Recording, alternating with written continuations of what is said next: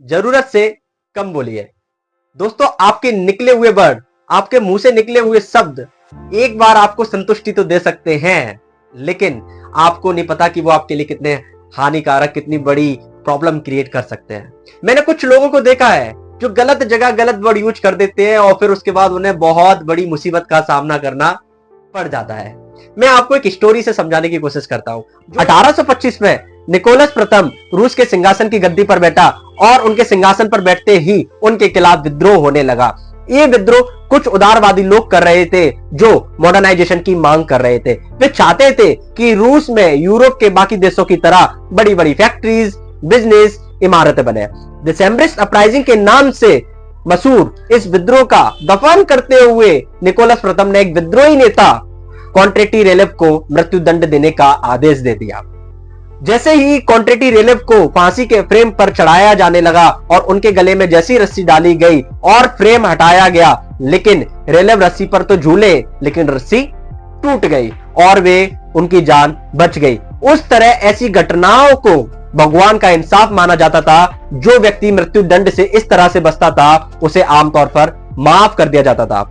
जब रेलवे धूल में लटपट, उनको चोट भी लगी थी, जब वो जैसे ही खड़े हुए और खड़े होते ही चिल्ला करके बोले, देखा सभी लोगों ने कि रूस वालों को तो रस्सी बनाना भी ढंग से नहीं आता है।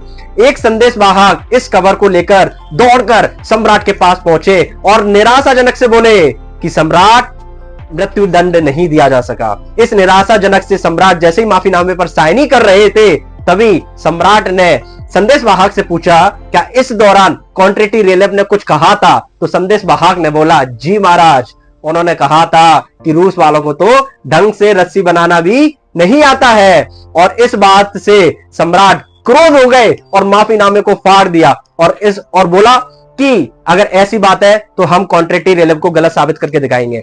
अगले दिन उनको फिर फांसी पर चढ़ाया गया और जैसे ही फांसी पर चढ़ाया गया, इस बार रस्सी नहीं टूटी और कॉन्ट्रेटी-रेलेव रस्सी पर झूल गया और उनको मृत्यु दे दी गई।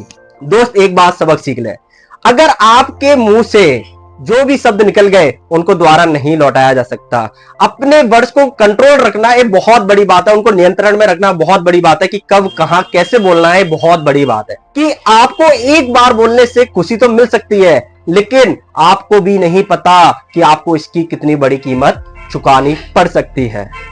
दोस्त, इस बात का एक ही सार है, जरूरत से कम बोलिए। Thank you.